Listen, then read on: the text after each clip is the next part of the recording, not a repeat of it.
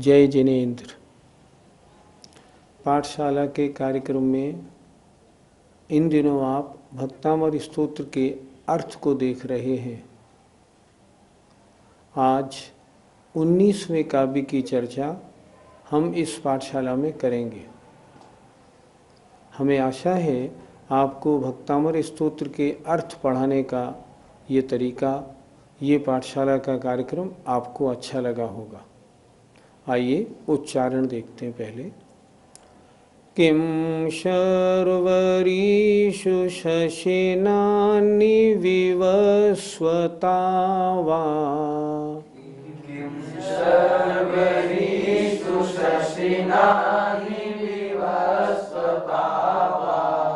युष्मन्मुखेन्दुदलितेषु तमः सुनाथ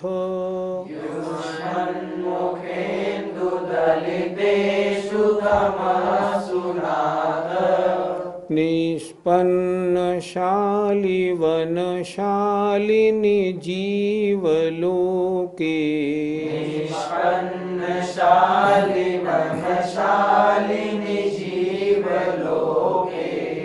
कार्यं कियज्जलधरैर्जलभारनम्रैः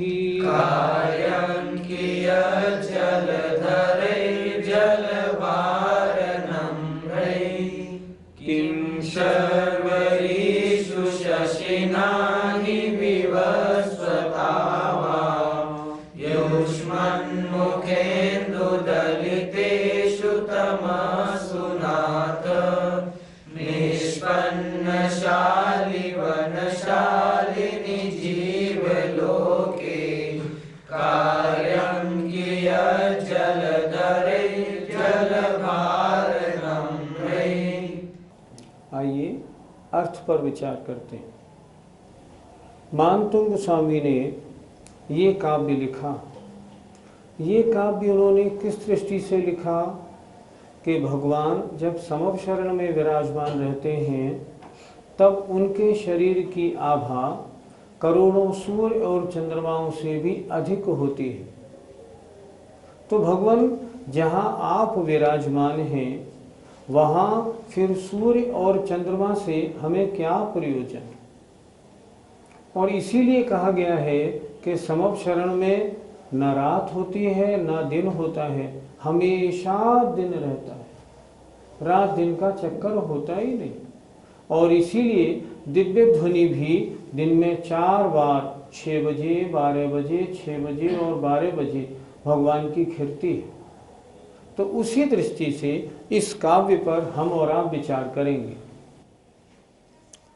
किम माने क्या, सर्वरीश रात्रि में, शशिना चंद्रमा से, अन्य दिन में, विवस्वता सूर्य से, अर्थात रात्रि में चंद्रमा से और दिन में सूर्य से क्या प्रयोजन। भगवान हमें क्या लेना देना। कब? जब युष्मन आपके मुखेंदु, मुख और इंदु, मुख रूपी चंद्रमा के द्वारा तमस्सु अंधकार को दलितेषु नष्ट कर दिए जाने पर। हे नाथ, हे भगवन, हे भगवन, आपके मुखरूपी चंद्रमा ने जब अंधकार को नष्ट कर दिया है तब रात्रि में चंद्रमा और दिन में सूर्य से फिर किम क्या प्रयोजन है, अर्थात कोई प्रयोजन नहीं। आप यहाँ विराजमान हैं, आपके शरीर की आभा करोड़ों सूर्य चंद्रमा से अधिक है, तब ना रात्रि में सूर्य नहीं, रात्रि में चंद्रमा नहीं, दिन में सूर्य नहीं, किसी की आवश्यकता नहीं है और दिखाई भी नहीं दे रहे हैं। नहीं दिखाई दे रहे हैं सही तो है, उनसे हमारा प्रयोजन भी क्या है।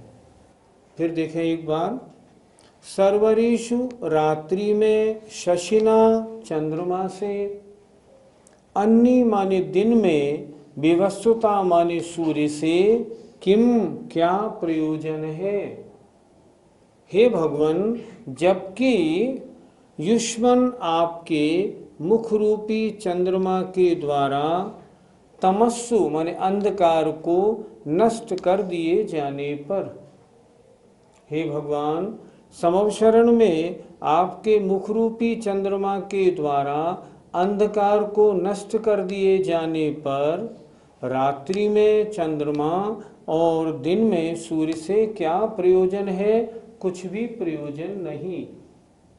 उदाहरण दे रहे हैं नीचे, निष्पन्न माने पके हुए, शालिवन माने धान के खेतों से, शालिनी माने सुंदर, जीवलोके इस संसार में, अर्थात जब जिस स्थान पर धान के खेत, पके हुए धान के खेत खड़े हुए हैं, फिर देखें, पके हुए धान के खेतों से, शालिनी माने सुंदर, इस संसार में जहाँ धान की खेती पक गई हो, पका हुआ धान लगा हो, क्या वहाँ किसान ये चाहेगा कि बारिश हो?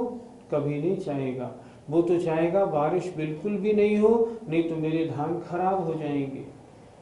वो तो ये चाहेगा अब बारिश दूर रहे, सूर्य निकले, मेरे धान सूख जाए और मैं इनका छिलका अलग हटा के और चावल को बेच दूँ। वो तो ये चाहेगा।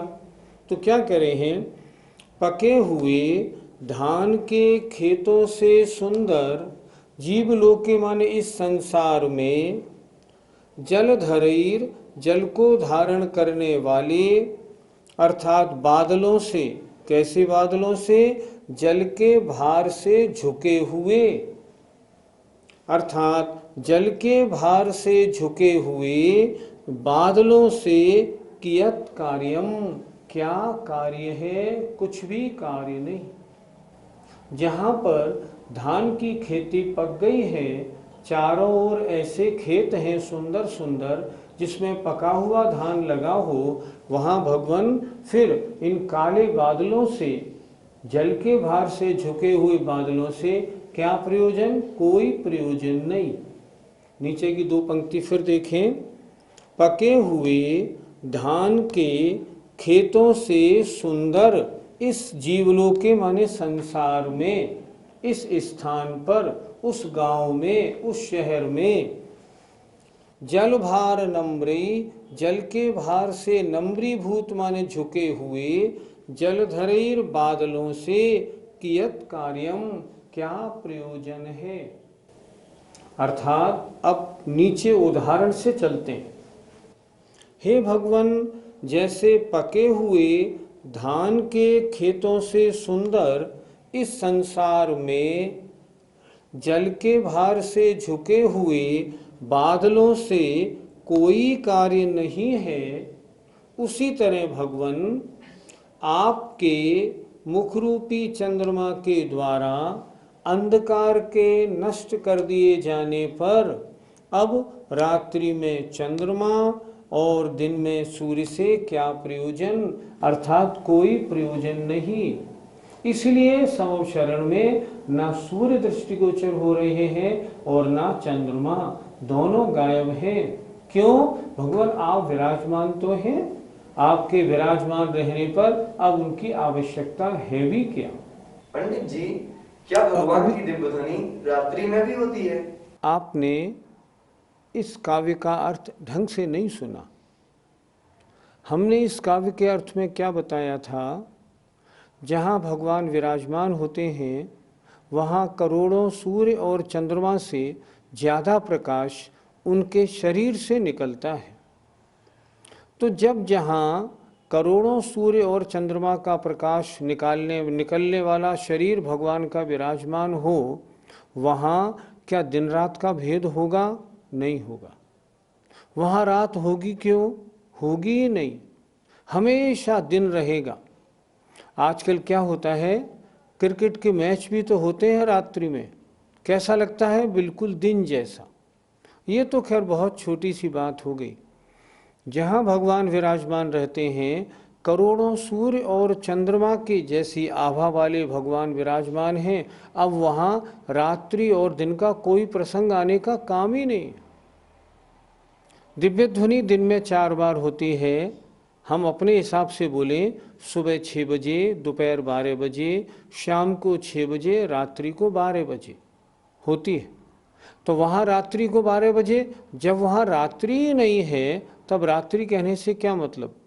लेकिन हम और आप समझाने के लिए ये चर्चा कर लेते हैं कि वहाँ सुबह, दोपहर, शाम और रात्रि 4 बार भगवान की दिव्य ध्वनि होती है।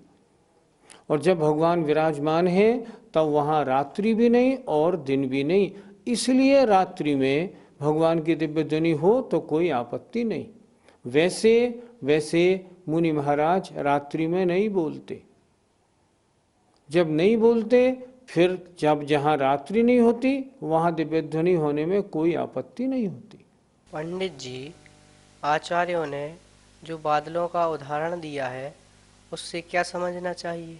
आचार्य मानतुंग महाराज ने यहाँ जो बादलों का उदाहरण दिया उससे तात्पर्य उनका ऐसा है, जैसे भगवान जहाँ पकी हुई खेती खड़ी हो, वहाँ किसान कभी चाहेगा क्या कि बादल आए और बरसे? कभी नहीं चाहेगा।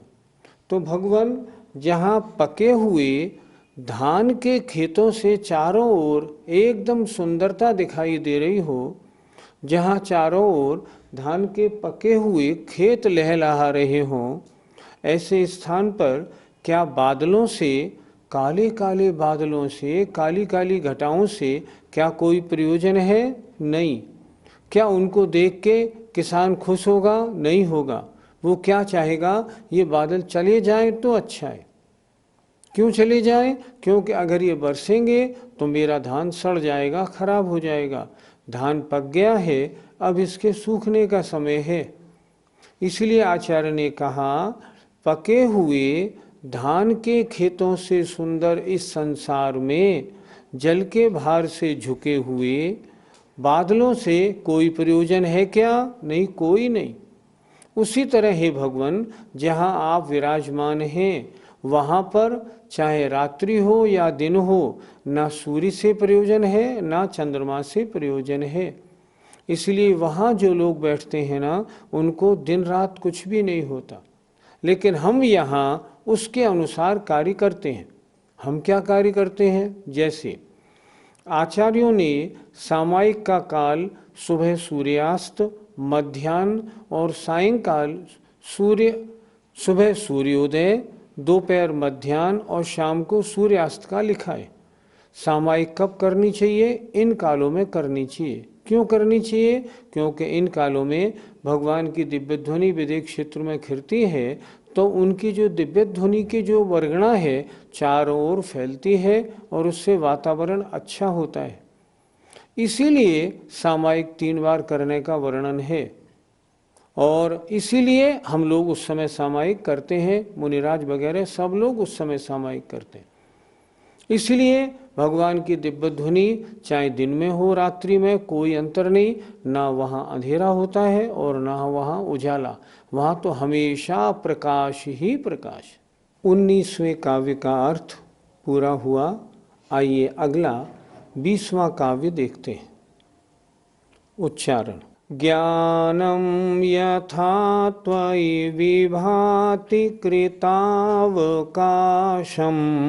ज्ञानं यथा त्वयि विभाति कृतावकाशम्, नैवं तथा हरिहरादिषु नायकेषु, नैवं तथा हरिहरादिषु नायकेषु, तेजस्फुरन्मणिषु याति यथा महत्त्वम्, तेजस्फुरन्मणिषु याति यथा महत्त्वम्, नैवं तु काचशकले किरणाकुलेऽपि, नैवं तु काचशकले किरणाकुलेऽपि, ज्ञानं यथा त्वयि विभाति कृतावकाशम्, नैवं तथा हरिहरादिषु नायकेषु,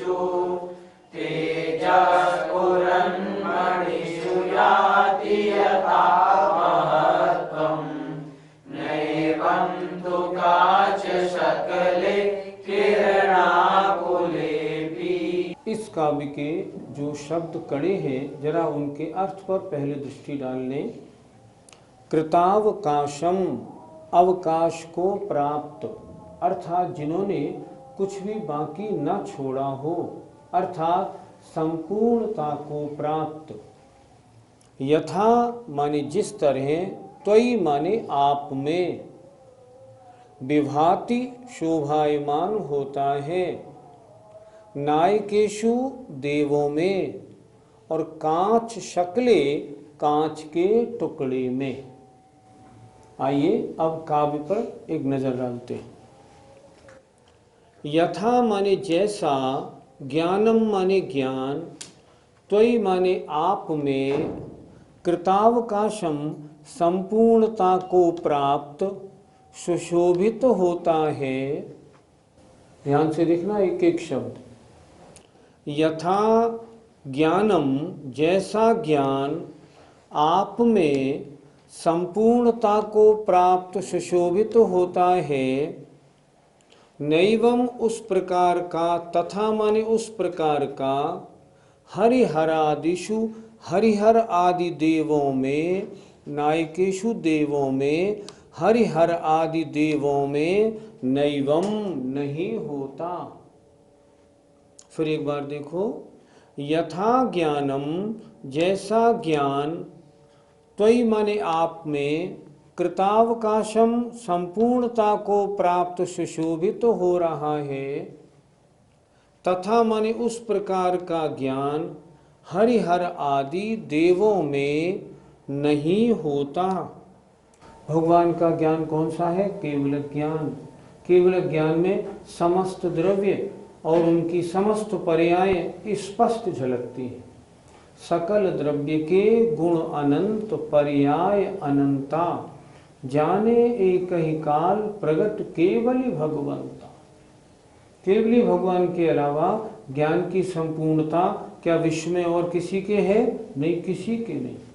सर्वज्ञ का विशेषण किसी और पर लगता है क्या? नहीं, किसी पर नहीं लगता। वही बात आचार्य मानतुंग महाराज यहाँ कह रहे हैं। क्या कह रहे हैं? यथा माने जैसा ज्ञान कृतावकाशम संपूर्णता को प्राप्त, त्वयि माने आप में सुशोभित हो रहा है। तथा माने वैसा ज्ञान हरिहर आदि देवों में नैवम नहीं होता, है ही नहीं। वैसा ज्ञान विश्व में किसी के तो होता ही नहीं। सर्वज्ञता किसी को प्राप्ति नहीं है। उदाहरण दे रहे हैं। यथा माने जैसा, तेज माने कांति, चमक, स्फुरन मणिषु चमचमाती हुई मणियों में, स्फुरन माने चमचमाती हुई, जैसा, यथा माने जैसा, तेज माने चमक, आभा, कांति, चमचमाती हुई मणियों में महत्व को प्राप्त होती है। एक कोहिनूर हीरा ले लें, जैसी चमक इस कोहिनूर हीरे में शोभा को प्राप्त हो रही है, वैसी अगर हम सूर्य की रोशनी में एक कांच का टुकड़ा रख दें तो क्या वैसी शोभा मिलेगी? नहीं, कभी नहीं मिल सकती। तो क्या कह रहे हैं?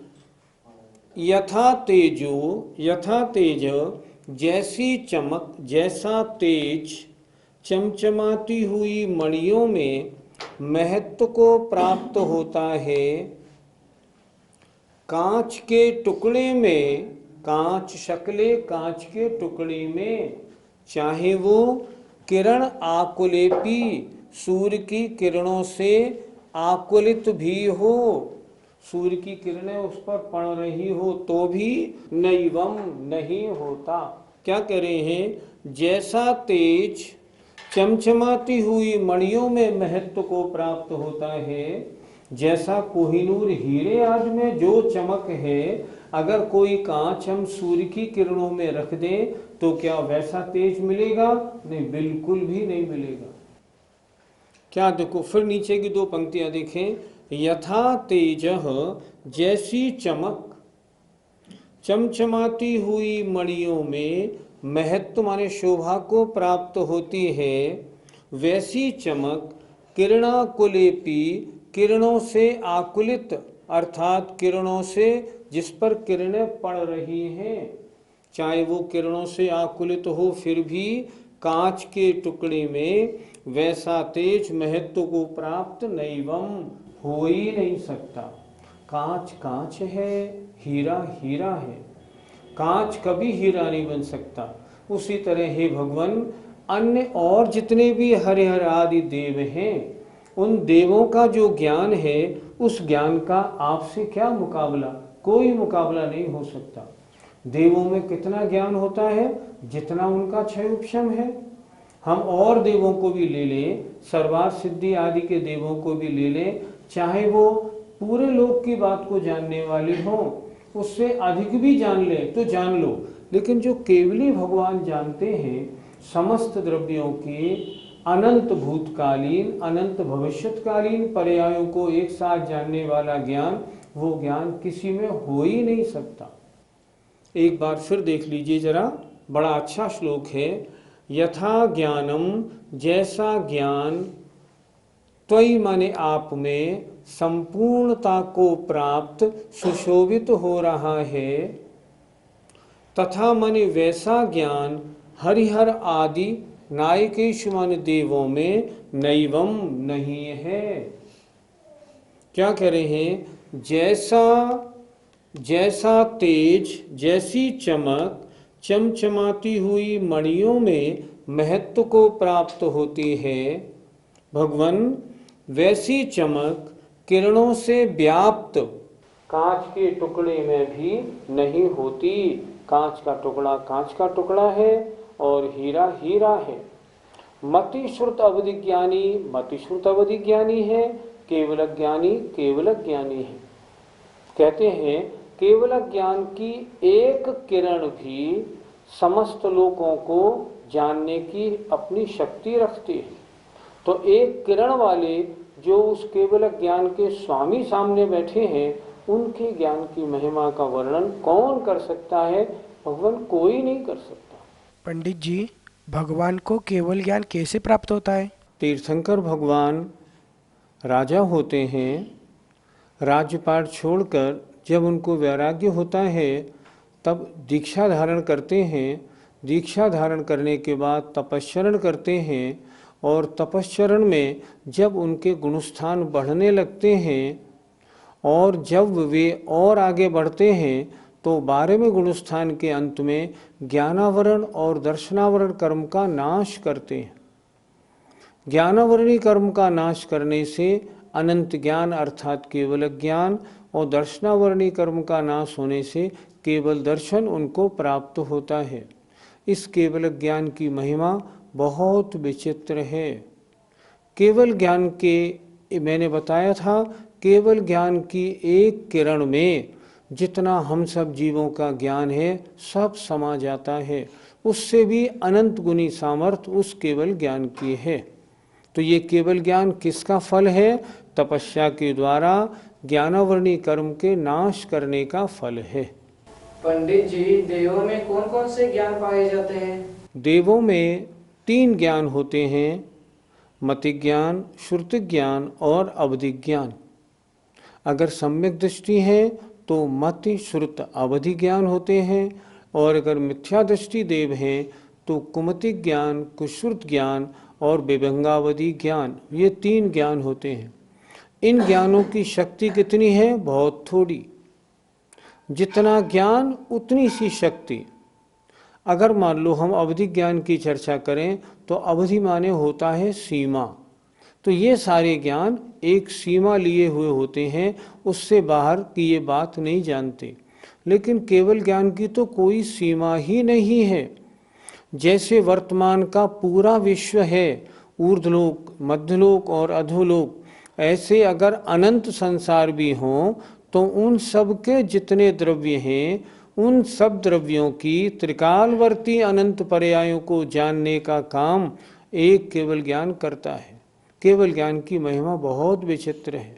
पंडित जी, यहाँ पर कांच के टुकड़े का उदाहरण लेने से क्या मतलब है? ज्ञान 2 तरह का हुआ, एक देवों का मति श्रुत अवधि ज्ञान, एक केवल ज्ञान। इन दोनों का डिफरेंस अंतर आचार्य को बताना है। तो वो क्या कह रहे हैं, जैसे मान लो एक चमचमाता हुआ हीरा या मणि हो और एक कांच का टुकड़ा हमने रख दिया, उसके ऊपर धूप पड़ रही हो। धूप में कांच का टुकड़ा चमकेगा, चमकेगा तो सही, लेकिन क्या उन दोनों की चमक एक सी मानी जाएगी? नहीं मानी जाएगी। हीरा हीरा है, कांच का टुकड़ा कांच का टुकड़ा है। उसी तरह भगवान इन देवों में मति, श्रुत और अवधि 3 ज्ञान होते हैं, लेकिन आप में केवल ज्ञान है। आप में और उसमें कितना अंतर है? एक चमचमाती हुई मणि में, हीरे में, और एक कांच के टुकड़े में। जितना अंतर इन दोनों में है, ऐसा भगवान आपके ज्ञान में और इन अन्य देवों के ज्ञान में है। इन दोनों ज्ञानों का कोई मुकाबला नहीं किया जा सकता। आज 2 काव्यों का अर्थ आपने देखा। पहले काव्य में भगवान के शरीर का जहाँ प्रकाश होता है, वहाँ सूर्य और चंद्र का प्रकाश फीका रहता है। वो समव शरण में इसीलिए दिन और रात नहीं होते, हमेशा प्रकाश ही प्रकाश रहता है। और इसमें आपने तीर्थंकर भगवान के ज्ञान की महिमा देखी। विश्व में अगर ज्ञान किसी में है तो भगवान आप में है। अन्य किसी भी देव में आपके सामने तिनके मात्र जैसा भी ज्ञान नहीं है। आपका ज्ञान जगत पूज्य, सबको जानने वाला केवल ज्ञान है। हम आपकी वंदना क्यों करते हैं? मन में भावना रखते हैं, वंदे तद्गुण लब्धये। भगवान ऐसा ज्ञान हमें भी प्राप्त हो, हमें भी ऐसा अवसर मिले जो तपस्या करके केवल ज्ञान हमें भी प्राप्त हो जाए। इसी भावना के साथ आज समय आपका हुआ। जय जिनेन्द्र।